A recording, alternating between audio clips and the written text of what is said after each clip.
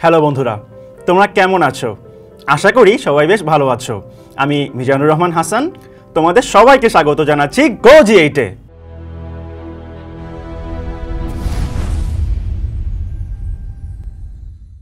বন্ধুরা, আজকের এপিসোডে আমরা আলোচনা করব উচ্চ মাধ্যমিক ফিন্যান্স প্রথম পত্রের ৬ নং অধ্যায় অর্থাৎ দীর্ঘমেয়াদী অর্থায়নের বন্ডের বিভিন্ন সূত্রের বাস্তবিক প্রয়োগ নিয়ে। চলো তাহলে শুরু করা যাক। বন্ধুরা, তোমরা স্ক্রিনে একটা অঙ্ক দেখতে পাচ্ছ। এখানে দুইটি বন্ডের বেশ কিছু তথ্য রয়েছে। আমাদের প্রথম কাজ হচ্ছে প্রশ্নে সূত্রের কি কি মান দেওয়া আছে এবং আমাদের কি কি বের করতে হবে সেটা জানা। প্রথমে তোমরা দেখতে পাচ্ছ প্রশ্নে লেখা রয়েছে জনাব স্বপনের কাছে থাকা দুইটি বন্ডের অভিহিত মূল্য ১,০০০ টাকা, প্রত্যাশিত আয়ের হার 10%। তোমরা এখানে জানো অভিহিত মূল্যের ইংরেজি নাম হচ্ছে এফভি বা ফেস ভ্যালু। আমরা দেখতে পাচ্ছি দুইটি বন্ডের ক্ষেত্রেই ফেস ভ্যালু হচ্ছে ১,০০০ টাকা। এরপর রয়েছে প্রত্যাশিত আয়ের হার 10%। প্রত্যাশিত আয়ের হারকে সংক্ষেপে বলা হয় গিয়ে হচ্ছে কেডি। আমরা বলতে পারি কেডি হচ্ছে 10%। এখানে কিন্তু কেডি বলতে কেডি পাঠককে বোঝায়নি বন্ধুরা, তোমাদেরকে বেশ ভালোভাবে মনে রাখতে হবে। তারপর দেখি দুটি বন্ডের আর কি কি তথ্য দেওয়া রয়েছে। বন্ড এর ক্ষেত্রে আমরা দেখছি কুপন সুদের হার হচ্ছে 12%। আমরা বলতে পারি কুপন সুদের হারের সংক্ষিপ্ত নাম হচ্ছে আই বা ইন্টারেস্ট রেট। তারপর রয়েছে দুটি বন্ডের বাজার মূল্য। প্রথমটির ক্ষেত্রে বাজার মূল্য রয়েছে ১১০০ টাকা, যার কোনো মেয়াদ উল্লেখ করা নেই। তার পরিপক্ক মূল্য রয়েছে ১,০০০ টাকা। পরিপক্ক মূল্যকে আমরা সংক্ষেপে বলবো গিয়ে হচ্ছে এমভি বা ম্যাচুরিটি ভ্যালু। এরপর বন্ধুরা, যদি আমরা বি নাম্বার বন্ডের দিকে তাকাই তাহলে দেখতে পাবো এখানে কোনো সুদের হার উল্লেখ করা নেই। বন্ডের বাজার মূল্য হচ্ছে ৬০০ টাকা, মেয়াদ রয়েছে ১২ বছর, পরিপক্ক মূল্য রয়েছে ১৫০০ টাকা। বন্ধুরা, তোমাদেরকে এখানে খুব ভালোভাবে বুঝতে হবে এই দুইটি বন্ডের মধ্যে কোন বন্ডের নাম কি, কারণ এই বন্ডের নামের উপর ভিত্তি করে আমাদেরকে বিভিন্ন ধরনের সূত্র অ্যাপ্লাই করতে হবে। তোমরা যদি প্রথম বন্ডের দিকে তাকাও তাহলে দেখতে পাবে প্রথম বন্ডের ক্ষেত্রে কোনো মেয়াদ উল্লেখ করা ছিল না। যখন কোনো বন্ডের ক্ষেত্রে কোনো মেয়াদ উল্লেখ করা থাকে না তখন সেটার নাম হয়ে যায় গিয়ে হচ্ছে পারপেচুয়াল বন্ড বা চিরস্থায়ী বন্ড। বন্ধুরা, এরপর যদি তোমরা বি নাম্বার বন্ডের দিকে তাকাও তাহলে দেখতে পাবে এখানে কোনো সুদের হার উল্লেখ করা ছিল না। যখন কোনো বন্ডের সুদের হার উল্লেখ করা থাকে না তখন তার নাম হয়ে যায় জিরো কুপন বন্ড। দেখো বন্ধুরা, নামের মধ্যেই বলা আছে জিরো কুপন বন্ড, অর্থাৎ এখানে জিরো অর্থাৎ কোনো সুদের হার উল্লেখ করা থাকবে না।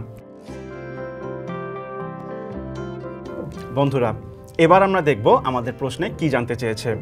আমাদের প্রথম প্রশ্নে জানতে চেয়েছে এ বন্ডের চলতি আয়ের হার নির্ণয় করো। তোমরা জানো চলতি আয়ের হারকে ইংরেজিতে বলা হয় কারেন্ট ইল্ড, আর কারেন্ট ইল্ডের সূত্র এখন আমরা অ্যাপ্লাই করব। CY সমান সমান উপরে হচ্ছে মোট সুদের পরিমাণ, নিচে হচ্ছে ওই বন্ডের বাজার মূল্য গুণ ১০০।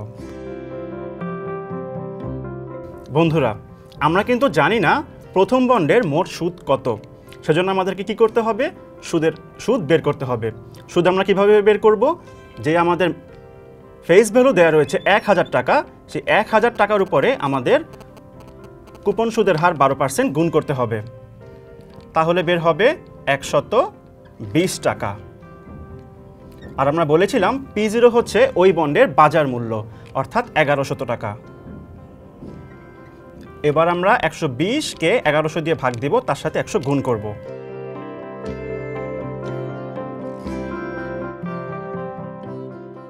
বন্ধুরা, আমাদের প্রথম প্রশ্নে জানতে চেয়েছিল চলতি আয়ের হার নির্ণয় করো এ বন্ডের। আমরা সেই আয়ের হার পেয়ে গেছি 10.9%। আশা করি আমাদের প্রথম প্রশ্নের উত্তর তোমরা বেশ ভালোভাবে বুঝতে পেরেছ।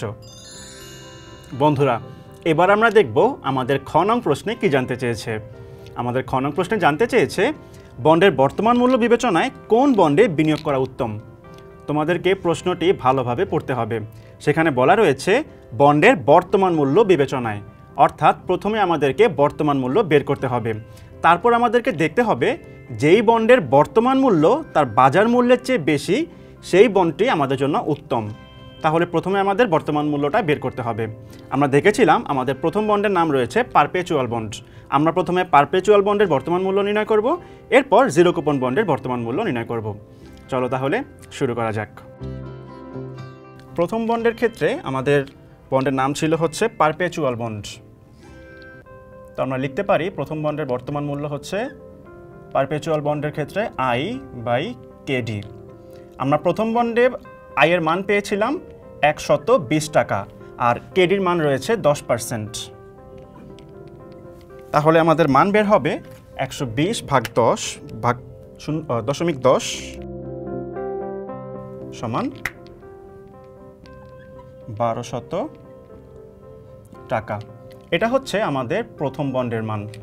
এরপর যদি আমরা দ্বিতীয় বন্ডের মানের দিকে তাকাই তাহলে দেখতে পাবো আমাদের দ্বিতীয় বন্ড রয়েছে জিরো কুপন বন্ড। আমরা জানি জিরো কুপন বন্ডের সূত্র হচ্ছে MV divided by 1 plus KD to the power N। আমরা দেখতে পাচ্ছি আমাদের দ্বিতীয় বন্ডের ক্ষেত্রে ম্যাচুরিটি ভ্যালু হচ্ছে 1500 টাকা।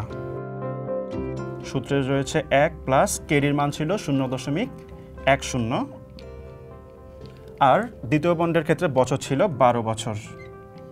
তাহলে কত দাঁড়াচ্ছে? 1500 ভাগ 1 প্লাস 0.1 টু দ্য পাওয়ার 12 সমান 478 টাকা। বন্ধুরা, তোমরা যদি প্রশ্নে খেয়াল করো তাহলে দেখতে পাবে আমাদের প্রথম বন্ডের বর্তমান মূল্য বের হয়েছে 1200 টাকা, কিন্তু এখানে উল্লেখ করা আছে প্রথম বন্ডের বাজার মূল্য 1100 টাকা। আমরা বুঝতে পারছি আমাদের প্রথম বন্ডের বর্তমান মূল্য তার বাজার মূল্যের থেকে 100 টাকা বেশি। সুতরাং অর্থায়নের সিদ্ধান্ত অনুযায়ী আমাদের প্রথম বন্ডের ক্ষেত্রে বিনিয়োগ করা উত্তম।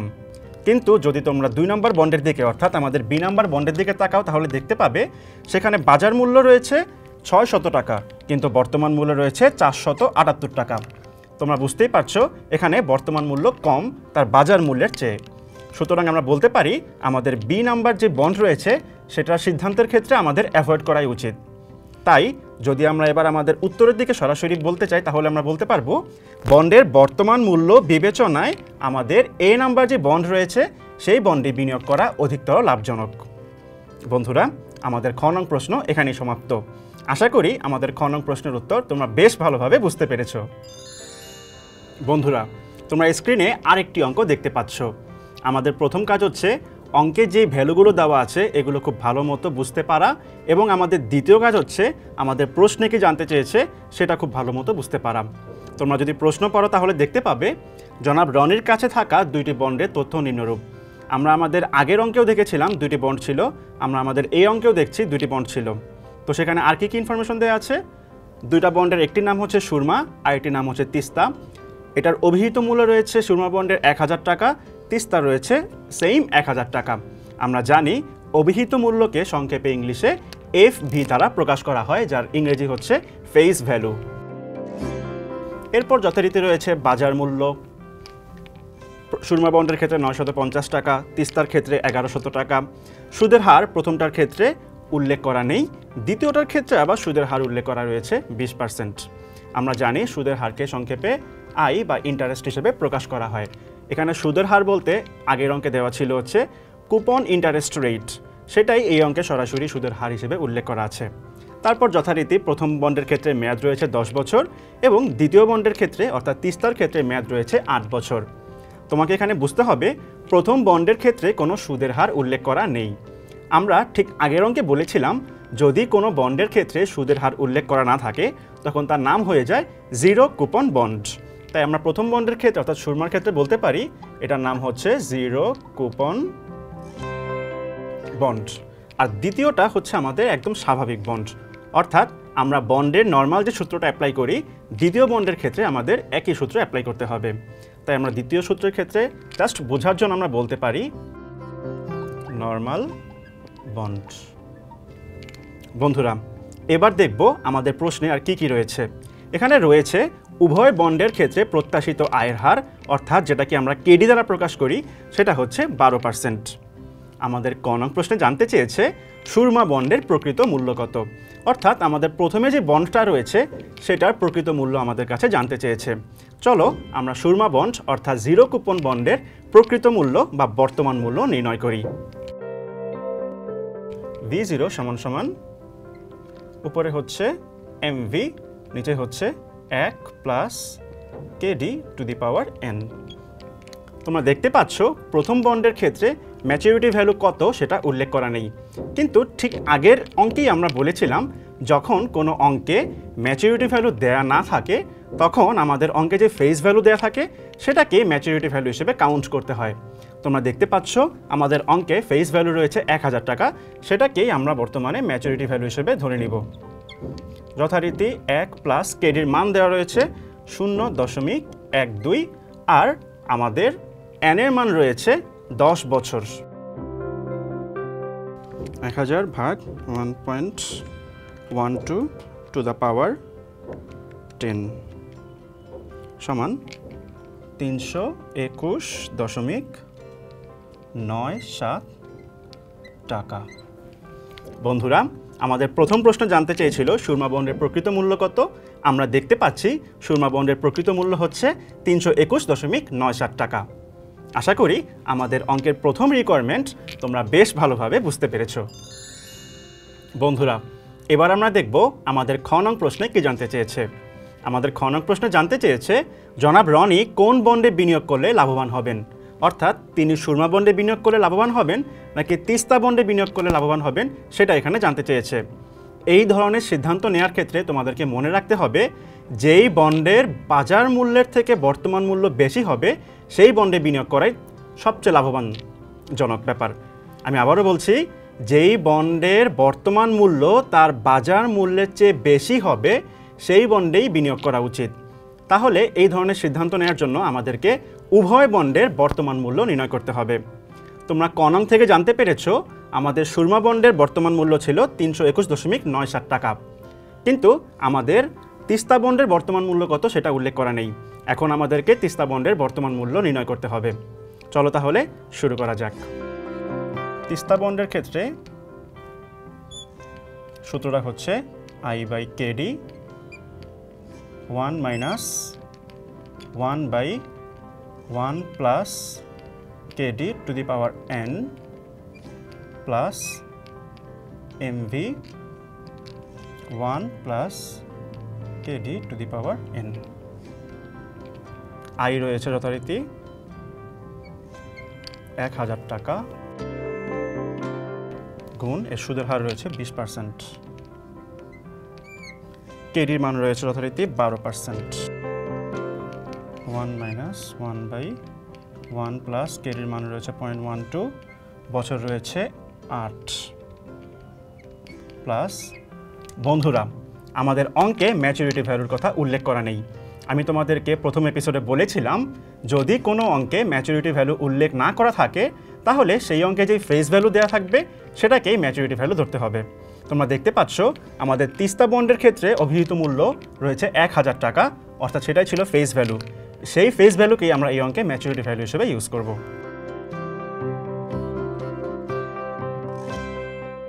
এতটুকুর মান আসবে 1666.67। এইবার যদি আমরা পুরোটুকুর মান একসাথে বের করি তাহলে কিভাবে বের করা যায়? 1 মাইনাস ফার্স্ট ব্র্যাকেট 1 ভাগ 1.12 to the power 8 first bracket close করলে হবে 0.596। আর যদি এতটুকুর মান বের করি তাহলে কি দাঁড়াচ্ছে 1000 ভাগ 1.12 টু দি পাওয়ার 8 সমান 403.88। বন্ধুরা, এবার তোমাদেরকে যেটা করতে হবে এই এতটুকু যে অংশ রয়েছে এটার সাথে এই অংশটুকু যোগ করে দেখাতে হবে। তাহলে আমরা গুণ করে দেখি কত মান হয়।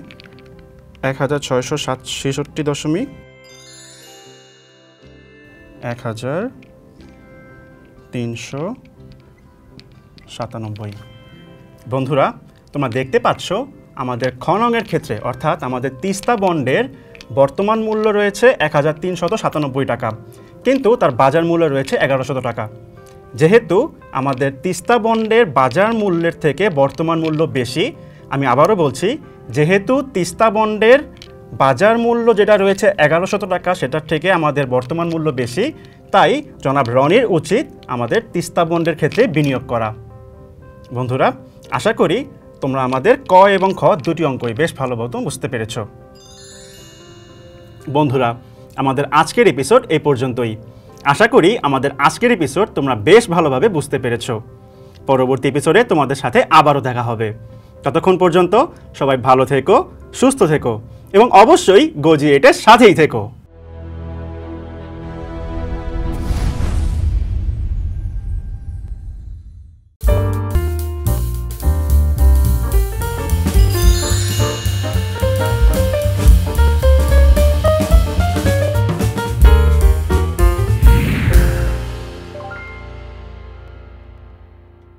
হ্যালো বন্ধুরা, তোমরা কেমন আছো? আশা করি সবাই বেশ ভালো আছো। আমি মিজানুর রহমান হাসান, তোমাদের সবাইকে স্বাগত জানাচ্ছি গো-জি8-এ।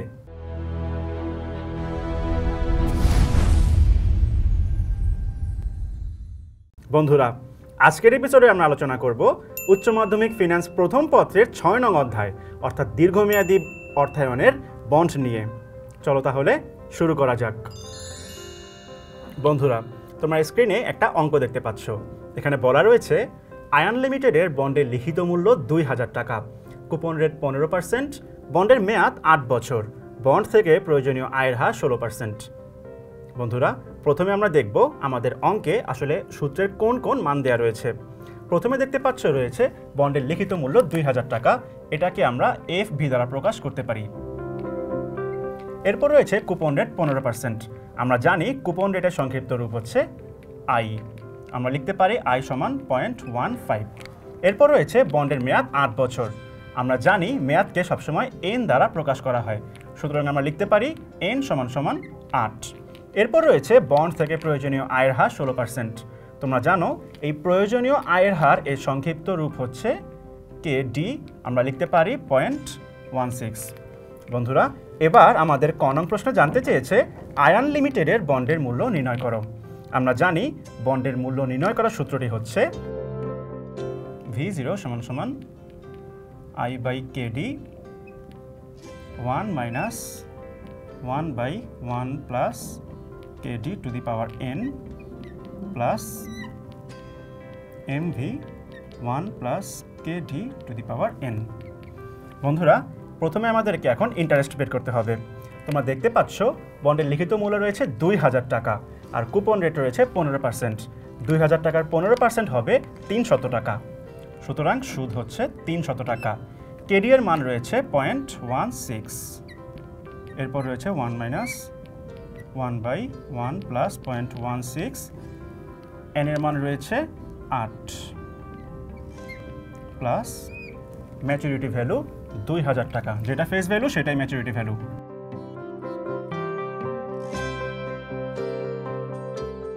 সমান 1875। এরপর আমরা এই পুরোটার মান একসাথে বের করব। সমান 0.695। এটার সাথে এই পুরোটার মান একসাথে আমরা যোগ করে দিব। যোগ করলে কি দাঁড়াচ্ছে? যদি আমরা পুরোটার মান বের করি তাহলে দাঁড়াচ্ছে 610 টাকা। 1875 গুণ 0.695 যোগ 610 সমান 1913.25। বন্ধুরা, আমাদের ক নং প্রশ্ন জানতে চেয়েছিল আয়ান লিমিটেডের বন্ডের মূল্য নির্ণয় করো। আমরা দেখতে পাচ্ছি আয়ান লিমিটেডের বন্ডের মূল্য হচ্ছে 1913.25 টাকা।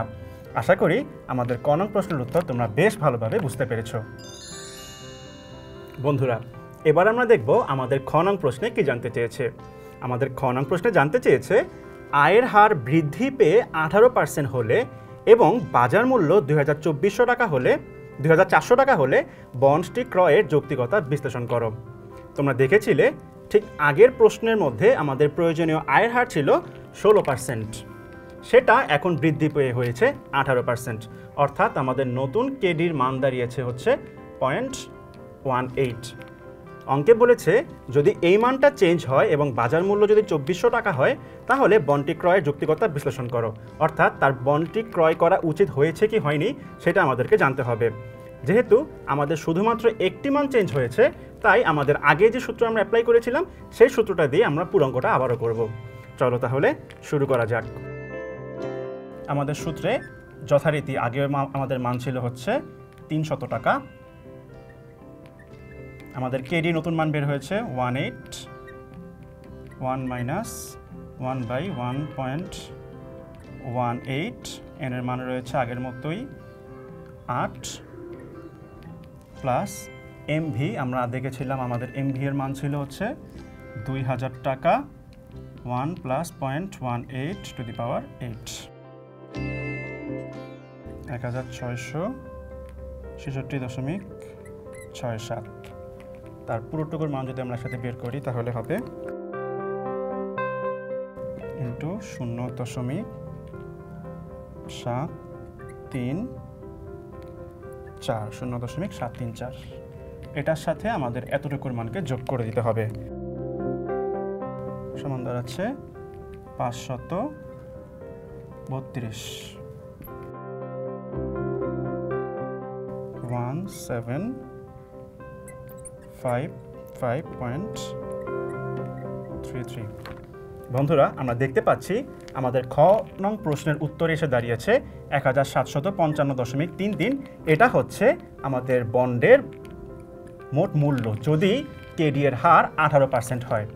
এখন তোমাকে যেটা বুঝতে হবে সেটা হচ্ছে আমরা দেখতে পেয়েছিলাম আমাদের অঙ্কের বাজার মূল্য রয়েছে 2400 টাকা, কিন্তু আমরা এখানে দেখেছি বন্ডের বর্তমান মূল্য রয়েছে 1755 টাকা। যেহেতু বন্ডের বাজার মূল্যের থেকে আমাদের বর্তমান মূল্য অনেক কম, তাই আমরা বলতে পারি তার বন্ডটি ক্রয় করা মোটেই যৌক্তিক কোনো সিদ্ধান্ত হয়নি। বন্ধুরা, আশা করি তোমরা আমাদের খ নং প্রশ্নের উত্তর বেশ ভালোভাবে বুঝতে পেরেছ।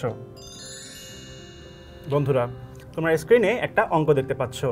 এখানে বলা রয়েছে জনাব হাসান 12 লাখ টাকা বিনিয়োগ করতে চান। এজন্য তিনি 8 বছর মেয়াদি বন্ডে 12% কুপন রেটে বিনিয়োগ করলেন। বন্ডের লিখিত মূল্য 1000 টাকা এবং বাজার মূল্য 1150 টাকা। প্রত্যাশিত আয়ের হার 14%। বন্ধুরা, আমাদের ক নং প্রশ্ন জানতে চেয়েছে বন্ডের অন্তর্নিহিত মূল্য নির্ণয় করো, এবং খ নং প্রশ্ন জানতে চেয়েছে তিনি বন্ডে বিনিয়োগ করলে লাভবান হতে পারবেন কি? তোমার মতামত দাও। প্রশ্নগুলো সমাধান করার আগে আমরা দেখব আমাদের উদ্দীপকে কোন কোন মান দেওয়া রয়েছে। প্রথমে রয়েছে 12 লক্ষ টাকা বিনিয়োগ করতে চান। এটা আমাদের কোনো জানার বিষয় না বা এটা আমাদের দেখার কোনো ব্যাপার না। এরপর রয়েছে এজন্য তিনি 8 বছর মেয়াদি। 8 বছর মেয়াদি মানে হচ্ছে n = 8। এরপর রয়েছে 12% কুপন রেটে। আমরা জানি কুপন রেটের মান হচ্ছে আইকে আমরা বলতে পারি এখানে 0.12 আই এর মান। এরপর রয়েছে বন্ডের লিখিত মূল্য 1000 টাকা। লিখিত মূল্যের সংক্ষিপ্ত রূপ হচ্ছে এফভি, 1000 টাকা। এরপর রয়েছে বাজার মূল্য। বাজার মূল্যের কাজ আমাদের আপাতত নেই। তো যথারীতি সবার শেষে রয়েছে প্রত্যাশিত আয়ের হার 14%। আমরা জানি প্রত্যাশিত আয়ের হারকে কেডি দ্বারা প্রকাশ করতে হয়। তো বন্ধুরা, আমাদের ক নং প্রশ্ন জানতে চেয়েছিল বন্ডের অন্তর্নিহিত মূল্য নির্ণয় করো, অর্থাৎ বন্ডের মূল্য নির্ণয় করো। এক্ষেত্রেও আমাদেরকে বন্ডের স্বাভাবিক সূত্র যেটা রয়েছে সেটাই অ্যাপ্লাই করতে হবে। চলো তাহলে আমরা আমাদের ক নং প্রশ্নের সমাধান শুরু করি। বন্ডের মূল্য V0 = I/KD into 1 minus 1/1 plus KD to the power n plus MV 1 plus KD to the power n। বন্ধুরা, আমাদের অঙ্কে ফেস ভ্যালু ছিল হচ্ছে 1000 টাকা। 1000 টাকার উপর আমাদের সুদ নির্ণয় করতে হবে। 1000 টাকার উপর যদি আমরা সুদ নির্ণয় করি তাহলে দাঁড়াচ্ছে 12%। আর কেডি এর মান আমরা পেয়েছি 0.14। 1 মাইনাস 1/1 প্লাস 0.14, আর n এর মান রয়েছে আমাদের 8 প্লাস এই অঙ্কের ফেস ভ্যালু এবং ম্যাচুরিটি ভ্যালু একই রয়েছে, অর্থাৎ 1000। 1 প্লাস 0.14 টু দি পাওয়ার 8।